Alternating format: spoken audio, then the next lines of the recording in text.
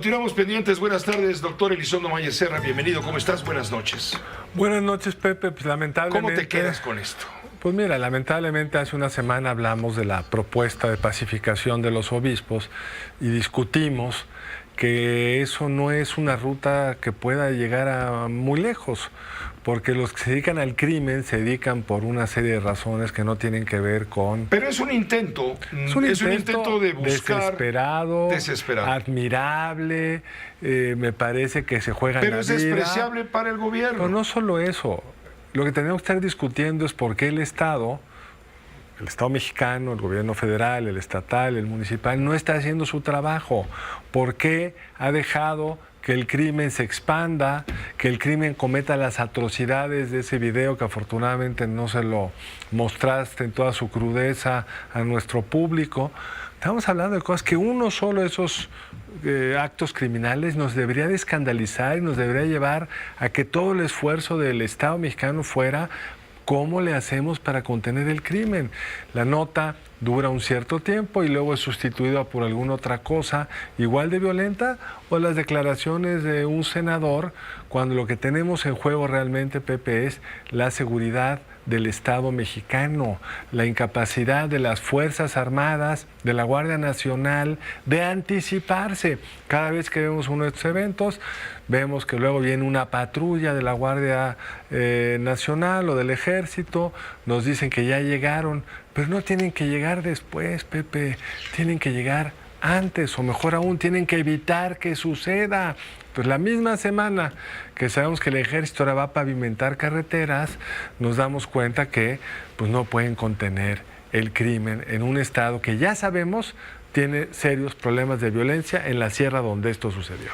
Claro, problemas en la sierra, pero también problemas en las ciudades. Además. Estamos hablando de Chilpancingo, Ixtapas y Guatanejo, Iguala, Guerrero, por supuesto Taxco, el puerto de Acapulco. Es decir, yo te pregunto,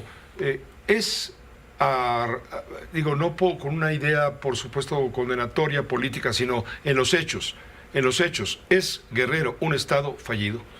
Pues mira, habría que definir... ¿Hay gobierno en Guerrero? Pregunto. Más bien, estado fallido es toda una definición compleja que se usó mucho en el sexenio de Calderón, lo llevaron acosado con esa pregunta, incluido el ahora gobierno, entonces oposición, pero ciertamente ayer en la mañanera el presidente nos dijo que un grupo criminal quiso entrar a Chilpancingo y que la decisión fue retirar a la Guardia Nacional. Entonces, si eso le quiere llamar fallido o no, no sé. Lo que sí podemos saber es que en ese territorio, por un cierto tiempo, quien tenía la presencia militar en el territorio era el crimen organizado. Y la semana pasada discutimos lo que estaba sucediendo en el transporte público, la amenaza y asesinato de choferes, y por supuesto esto está lejos de haberse resuelto. Y si los obispos invitan a una cierta paz, pues una paz que no tiene ninguna posibilidad de validarse, porque el que puede hacer que los acuerdos se respeten es el ejército. Y no digo que negocie con el crimen organizado, digo que imponga cuáles son los límites que no puede un grupo criminal avanzar, violentar. El problema es, como bien nos dijo también el presidente, esto se ha ido enraizando, nos dice como si todo fuera un problema previo a la llegada de esta administración, pero esto ha seguido avanzando.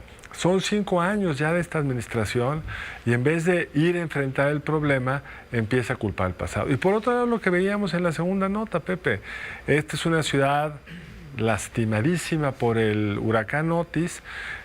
Los reportajes que tú has transmitido en otras ocasiones, no el miércoles que me ha tocado estar acá, pues muestran una presencia brutal del crimen en amplias zonas del puerto, una serie de fallas todavía en la infraestructura más básica de quienes viven ahí. Sí llegaron unos electrodomésticos, qué bueno, pero eso no restablece la capacidad productiva del puerto, no genera las condiciones para una escuela segura. Es que se ha creado un estado económico derivado de Otis que radica en quedarse, esperar, recibir ayuda, incluso la ayuda que llega en exceso, porque ha llegado también ayuda en exceso, es revendida.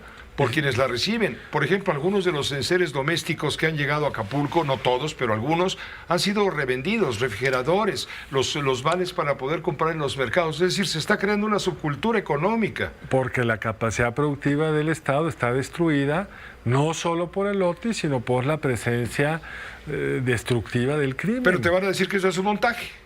Pues yo no sé si un montaje o no, Pepe, pero ahí está la gente protestando, ahí están los muertos, no son los muertos, este video horrendo donde se regodean los asesinos, se hacen un video para publicitarlo, porque así mucho miedo a la fiscalía no le tienen. Carlos, muchas gracias como siempre. Gracias a ti, Pepe. Buenas noches. Buenas noches.